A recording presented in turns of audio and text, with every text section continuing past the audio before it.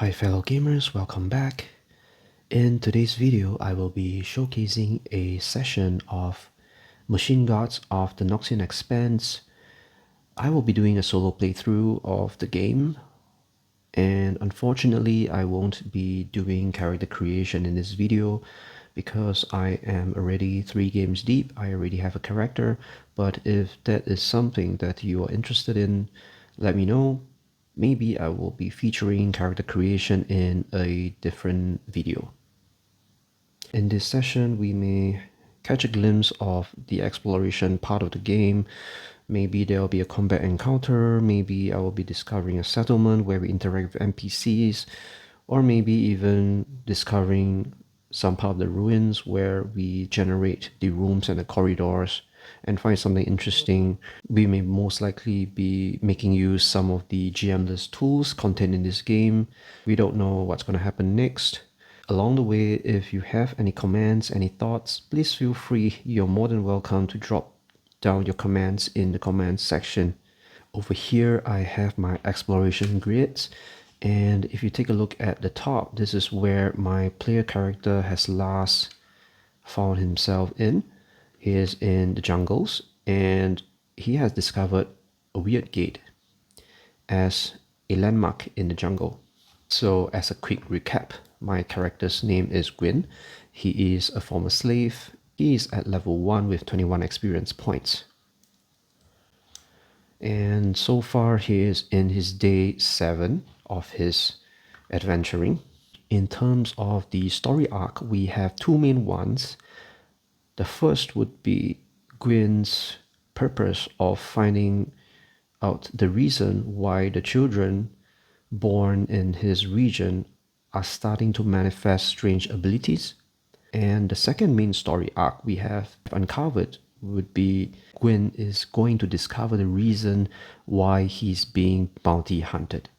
At this point, I will be trying to further the story arc, and hopefully we are able to generate some keywords to piece together the reason why Gwyn was bounty hunted. Going back to the core rulebook, I think I will be using the surprise/unknown events table, where we'll be rolling on 2d8s. And I think this would be an appropriate table because it has a row of descriptors here which could be potentially the channel or the source of him finding out the reason. And over here there are some other keywords to maybe suggest what happened and how, under what circumstances, the reason was being revealed to him, or rather the reason of his being bounty hunted would be revealed to him. So I'm gonna roll on the first d8 for descriptor. I roll a 2, it's a physical event. And I roll a 7, which is labor. So together I have the descriptor physical. And I'm gonna write that down here on my little scribble pad.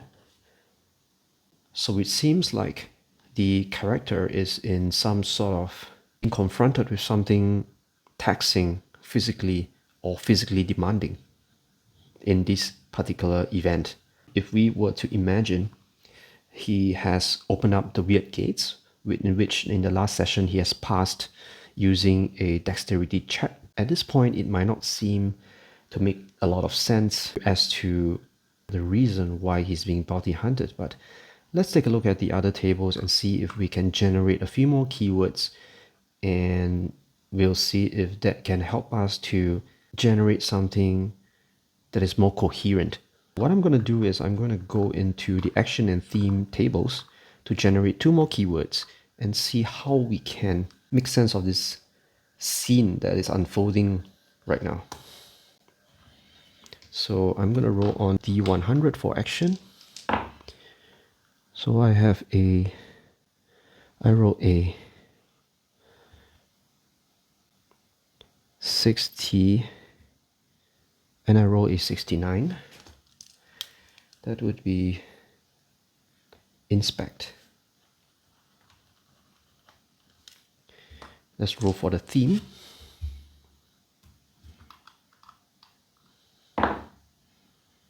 That's a, is that a 1? Yeah, that's a 1. Dispute. So the reason would be inspect, dispute. I'm going to roll on the D10 on the is there anything interesting table. I roll a 4, which is no, things are exactly as they appear to be. Unless I roll a 5 or 10, I will be rolling on the significance table. So that's fine. I'm going to try to stick to the tables as much as I can. And I think that is the real challenge. And that is something that is rewarding to do if I manage to come up with something. So that always challenges me to really test how playable these tables are. So nonetheless, I think something has come up for me.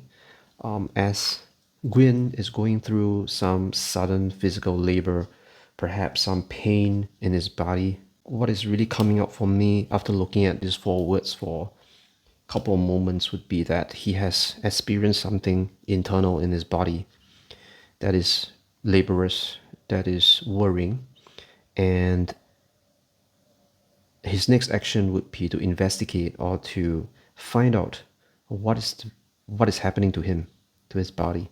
And this dispute would be something that is inside his body that is causing him some sort of conflict, some sort of aggravation that is of a foreign source, that is not himself. So that is what I have come up with.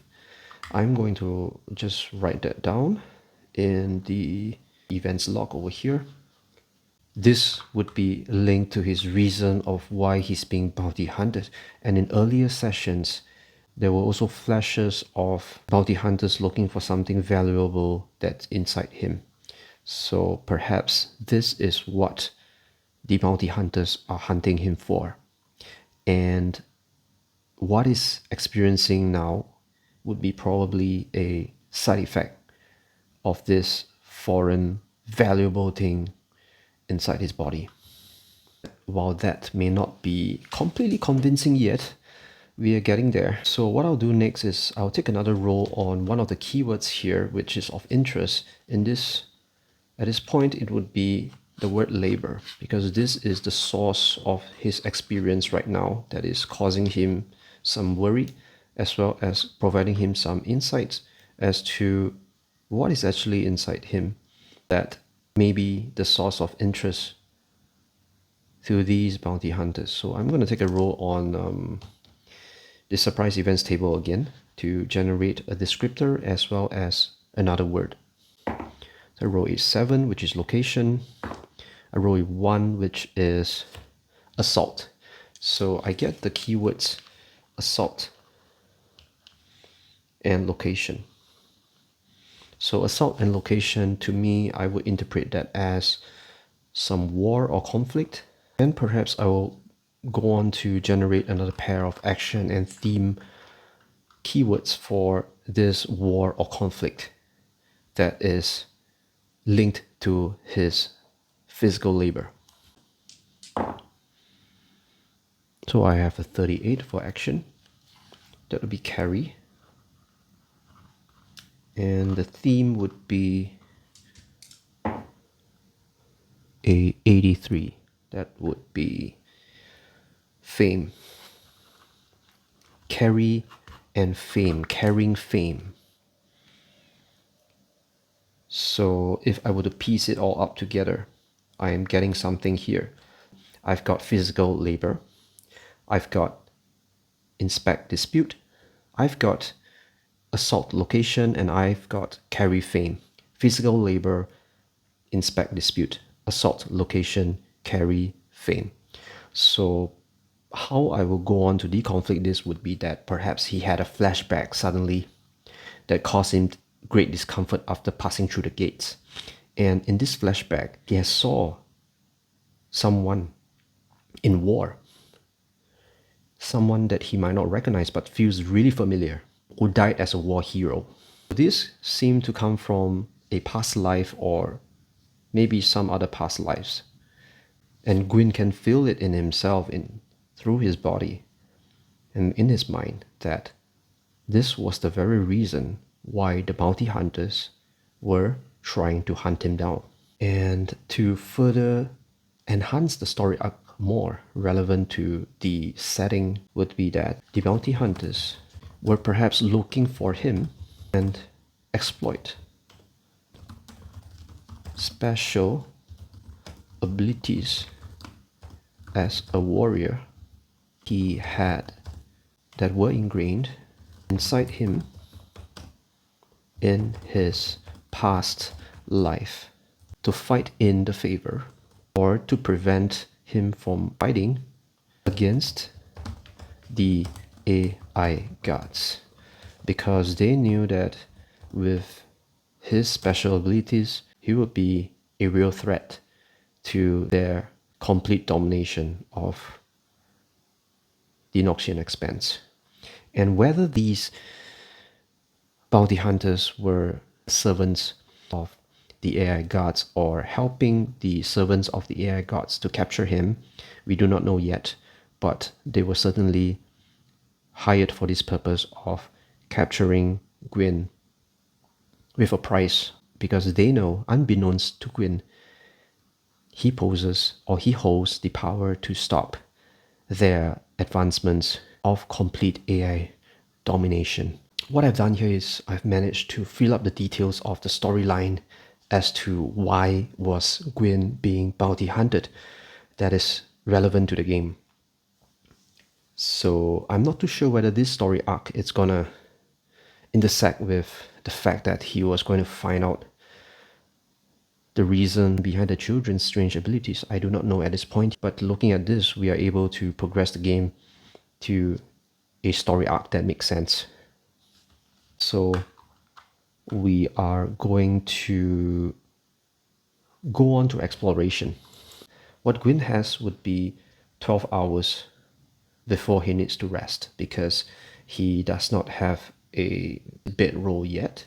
So when it comes to exploration, what my player character has would be one exploration turn before he needs to rest, because to regain back 2 exploration turns, you are required to not only rest for 6 hours, you are not only required to have a ration to consume, you are also required to have a bedroll or a tent. So I have previously made a player aid over here. So over here I've written out the criteria for setting camp and regaining your 2 full exploration turns. And you may also do a health recovery by checking on intelligence. But we're not going to set camp. We are going to dive straight into exploration to fully utilize this exploration turn.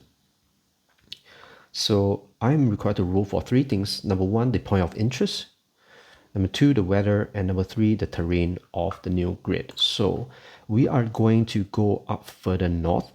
First of all, I'm going to roll for point of interest with a d20. I roll a 5. That's an impassable feature. It's not looking too good. We don't have anything to do over here. If I roll on a 14, that means I am on mountain. I would be compelled to roll for another grid since this is impassable. So again, I'm going to roll on the point of interest table. I roll that's a 19. That would be a ancient ruin. I'm going to roll for the terrain on the ancient ruins next. So I'm going to take a look at mountain. I'm going to roll another d20. So I roll a 2. So over here at mountain, it would be mountain again. So both are mountains.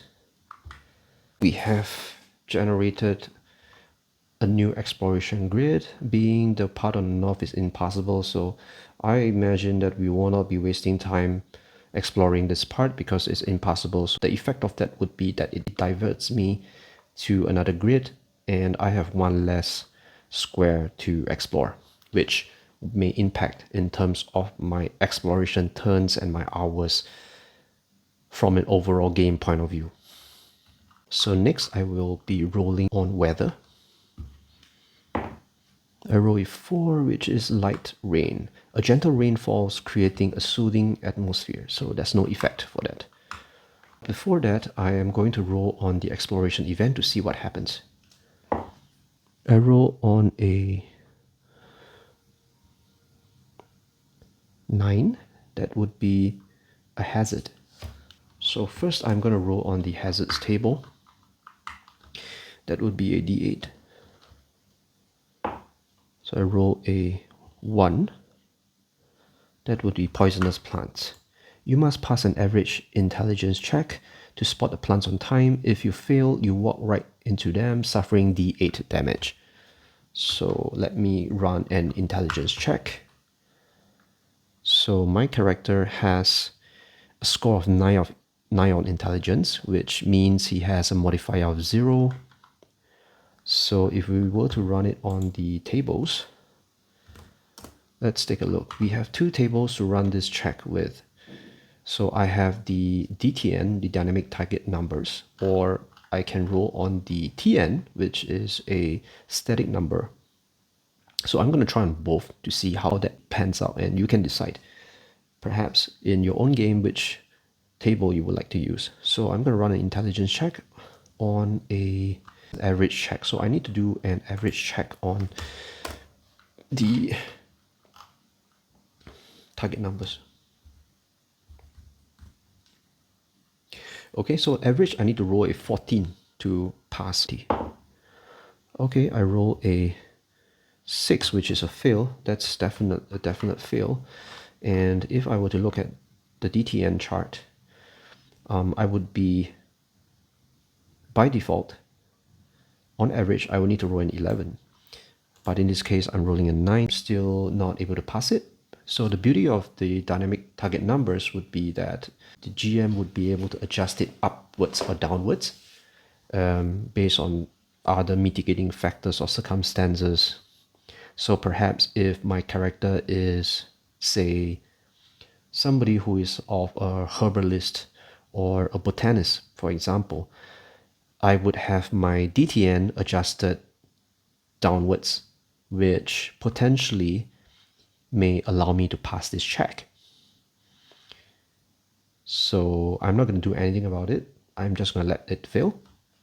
I'm a little bit brutal when to test the robustness of my character and the gameplay, so I'm just going to take it, and I'm going to roll on the d4 to see how much damage.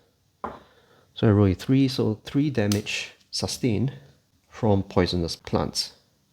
Do I suffer from poison? It's a great question.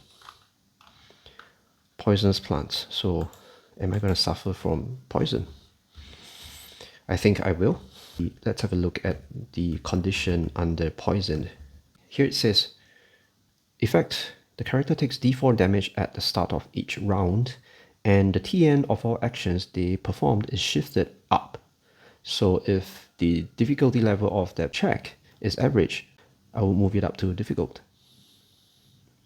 And this is not cumulative resolution. As a free action, the PC must make a hard constitution check at the end of each round to neutralize the poison.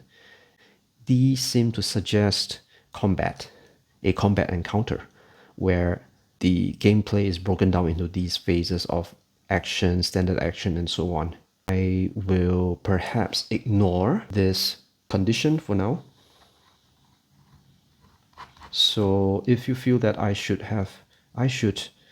take this into account, let me know. If you think that I'm doing the right thing, let me know as well. I would love to hear your opinions on that. Right now I am at 15 health out of a 22, so I will take 3 damage. That will bring me down to 12 upon 22 health for my player character. So exploring this point of interest proper, which is the ancient ruin, I'm here over at the ruin exploration chapter. So first of all, whenever I explore a ruin, I am supposed to determine the size and the conditions of the ruin. So how do I do that? That would be by first rolling on a d10 to find out the ruin size. So I roll a 5, that is a medium ruin size. So a medium ruin size will start with a d8 over here, and how we use this this UD would be that every time if I were to roll on a 1 or 2, my usage die, my UD will decrease by one size. So in this case, if I'm starting with a medium ruin, if I roll on a 1 or 2, it will be downgraded to a d6. Every time I go through a room or corridor, I'm required to roll on my UD. And if I do roll on a 1 or 2, it will be downgraded. So as you can imagine, it will downgrade all the way to the smaller size die, which is a d4.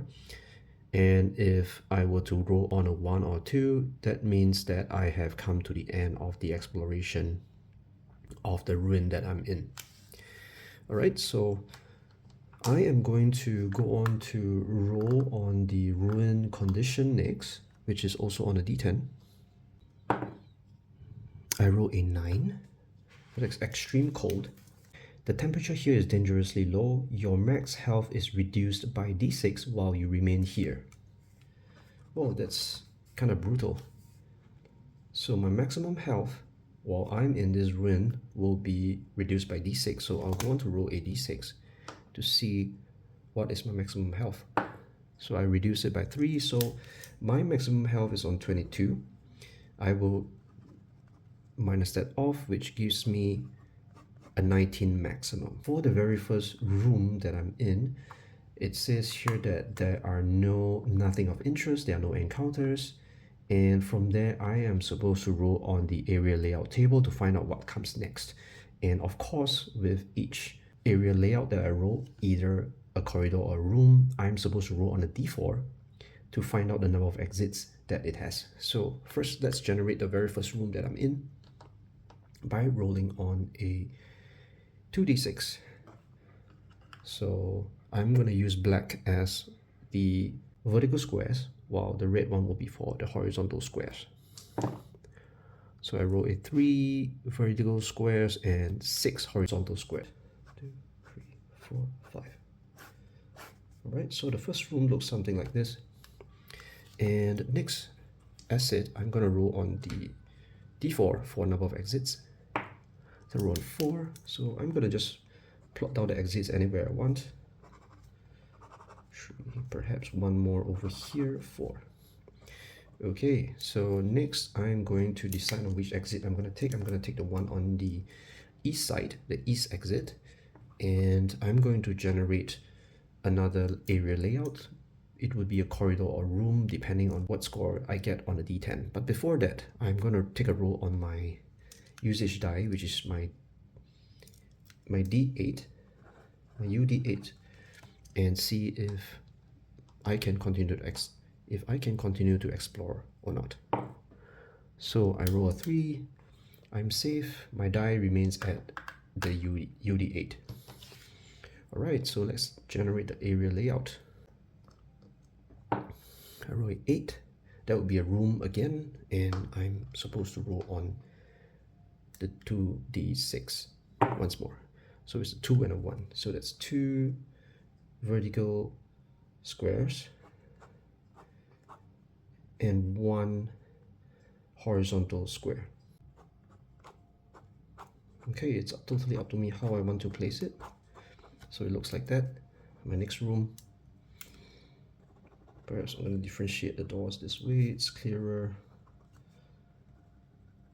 Alright, so after generating the room area layout, okay, if it's a room, roll on the room contents, the room details. Very importantly, I am supposed to roll on a ruin encounter. I have to roll on a d10. A result of 1 to 3 indicates I run into trouble, which means a combat encounter if I'm not wrong. And if I roll on a 1 to 3, I will have to roll on the ruin encounters table. If not, I will roll to see what happens in that room. So if I clear the room, I can also search to see if I can find anything of value. So this is a little bit similar to dungeon crawling. I'm going to check if there's a ruin encounter first of all. I roll on a d10. Let's hope that I don't have a encounter. Although I would love to show you, but that will really make the video really long, which I'm trying to keep it under 20 minutes. And perhaps I will segmentize the video to make it a part 3. So I roll a 0, that's a 10. So I'm safe, there's no ruin encounter. And I'm supposed to roll on the ruin event. It heals d20 health only once. That's fantastic. This means I will be probably interpreting as that if I were to come back to this room, I will not be able to use this feature effect again. I can do some healing here. This is really good. So I rolled a 19, fantastic, which means to say I have regained another 7 more points to be at 19 upon 19 health in this room. So in truth, I am actually on 19 over 22. That will be the true health stat that I have right now. So my maximum will always be 19. Fantastic. So next I'm going to of course roll on the number of exits for this particular room, and then roll on the usage die, the ruin usage die again. So for number of exits, so I have 4 exits. Let's plot one here, and one here, and one here. Okay, and I'm gonna roll on my d8 for the usage die. I roll an 8, so I can continue to explore. So I'm gonna pick a door to continue. Probably I will take the one on the south. So I will roll on the area layout again. I roll a, should change my die. I roll on a 1, fantastic. It's a corridor. So with that, I'll roll on a d8 to see how long is the corridor. It is 5 squares long. I'll need to roll on the d10 to see if I run into trouble. And if I do, I will be facing an encounter. I roll on a 3, which means yes, there will be an encounter in this corridor. So yes, there's an encounter.